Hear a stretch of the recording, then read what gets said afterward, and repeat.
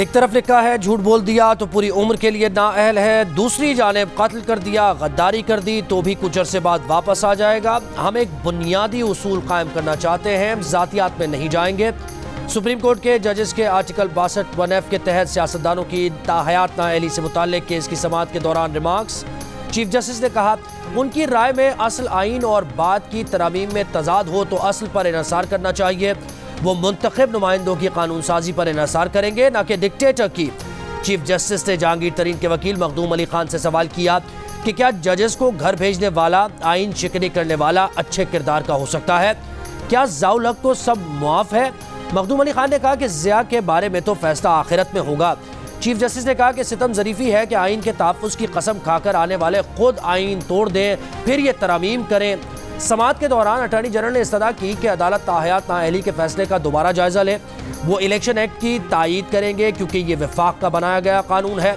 तमाम advocate generals ने election act में तरमीम की हिमायत कर दी। केस की समाअत जुमेरात तक मुलतवी।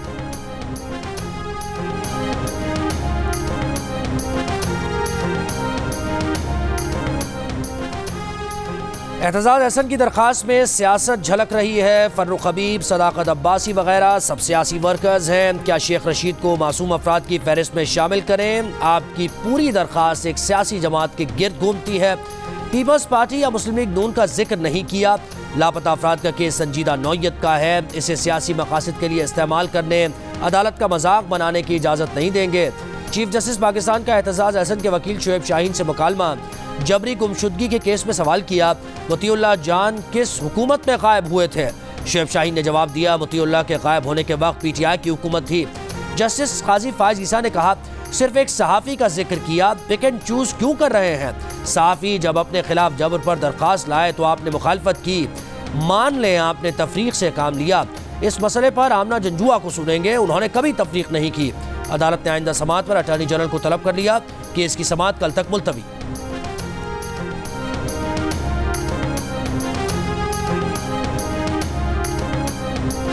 इलेक्शन कमीशन की PTI को बल्ले का निशान वापस देने के फैसले के खिलाफ नजरसानी दरखास्त पर पेशावर हाईकोर्ट में कल फिर समाअत होगी। आज PTI वकला पेश न हुए। अदालत ने वकील इलेक्शन कमीशन को सुनकर फैसला महफूज कर लिया। बाद में PTI की जानिब से केस को मुलतवी करने की इस्तदा कर दी गई। आज समाअत के आगाज पर वकील इलेक्शन कमीशन ने दलाइल दिए कि पेशावर हाईकोर्ट ने इलेक्शन कमीशन को सुने बगैर हुक्म इम्तना जारी किया। सिंगल बेंच ने जो रिलीफ दिया वो पूरा फैसला है, उसके बाद कुछ नहीं बचा। 26 दिसंबर का ऑर्डर वापस लेने की इस्तदा। वफाक और खैबर पख्तूनख्वा हुकूमत ने केस से अलग करने की इस्तदा कर दी।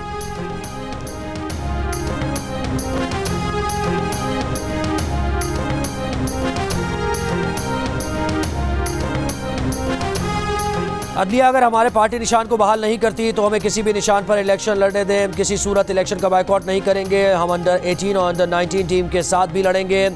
उनको खुला ग्राउंड नहीं देंगे। उनकी पार्टी एक शख्स का रास्ता रोकेगी तो ताहयात नाअहल है। चेयरमैन PTI बैरिस्टर गौर के अडियाला जेल के बाहर गुफ्तगू का इलेक्शन किसी सूरत मुलतवी नहीं होने चाहिए। इलेक्शन कमीशन को कहते हैं फ्री एंड फेयर इलेक्शन कराना आपकी जिम्मेदारी है।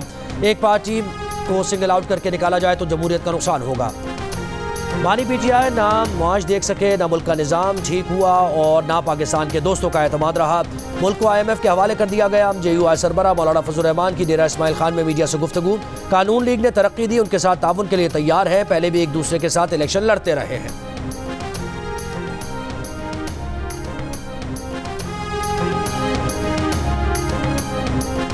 निगरान वज़ीर आज़म अनवारुल हक काकड़ की काफ़ी के सरबराह चौधरी शुजात से मुलाकात। निगरान वज़ीर आला पंजाब मोहसिन नकवी भी निगरान वज़ीर आज़म के हमरा थे। मुलाकात में मुल्क की सियासी सूरत हाल और आम इंतखाबात पर गुफ्तगू हुई।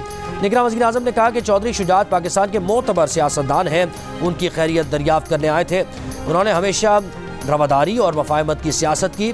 निगरान वज़ीर आज़म ने पंजाब में खिदमत और कारकर्दगी की आला मिसाल कायम करने पर मोहसिन नकवी की तारीफ भी की।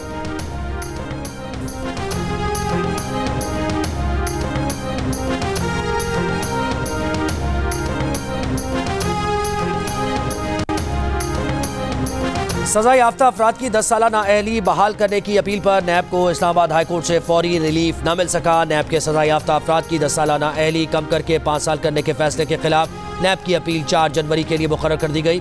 जस्टिस मोहसिन अख्तर कियानी और जस्टिस समन रिफ़त इम्तियाज़ ने समाअत के दौरान रिमार्क्स दिए कि परसों मरकजी अपील के साथ नैब की मुतफर्रिद दरख्वास्त सुनेंगे, फिर देखेंगे।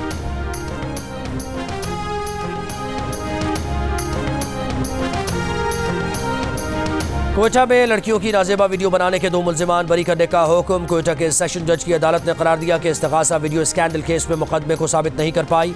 किसी भी माकूल शक को शुबे से बालातर इल्ज़ाम लगाया गया है।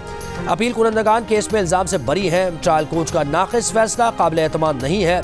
जुडिशल मजिस्ट्रेट की अदालत ने मुल्जिमान को 3-3 साल कैद की सज़ा सुनाई थी। कोयटा के इलाके कायदाबाद में पेश आए वाक़े के दोनों मुल्जिमान पर इल्ज़ाम था कि 27 दिसंबर 2021 में एक लड़की को घर में कैद करके उसकी नाजेबा वीडियो बनाई। मुल्जिमान से मजीद लड़कियों की भी नाजेबा वीडियोज़ बरामद हुई थी।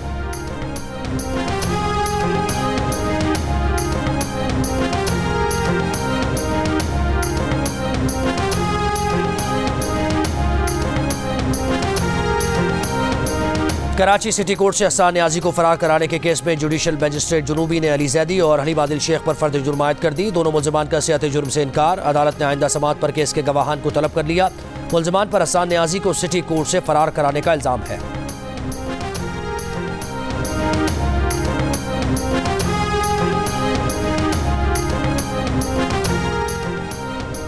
डिस्ट्रिक्ट सेशन कोर्ट इस्लामाबाद के सीनियर सिविल जज शब्बीर भट्टी ने मंजूर पिश्तीन की जमानत बाद गिरफ्तारी मंजूर कर ली। 2000 रुपए के मचल के जमा कराने का हुक्म।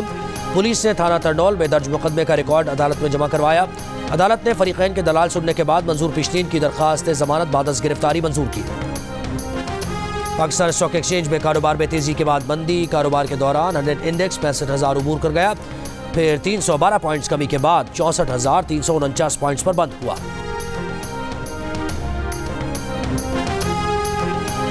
ऑस्ट्रेलिया के खिलाफ तीसरे और आखिरी टेस्ट से इमामुल हक ड्रॉप। शाहीन शाह अफरीदी भी फाइनल 11 में शामिल नहीं। नौजवान साइम अयूब टेस्ट डेब्यू करेंगे। ऑफ स्पिनर साजिद खान तकरीबन 2 साल बाद टेस्ट मैच खेलेंगे। फाइनल 11 में अब्दुल्ला शफीक, शान मसूद, बाबर आजम, सऊद शकील शामिल। मोहम्मद रिजवान, सलमान अली आगा, हसन अली, नीर हमजा और आमिर जमाल भी एक्शन में होंगे। पाकिस्तान और ऑस्ट्रेलिया के दरमियान तीसरा टेस्ट कल से सिडनी में शुरू होगा।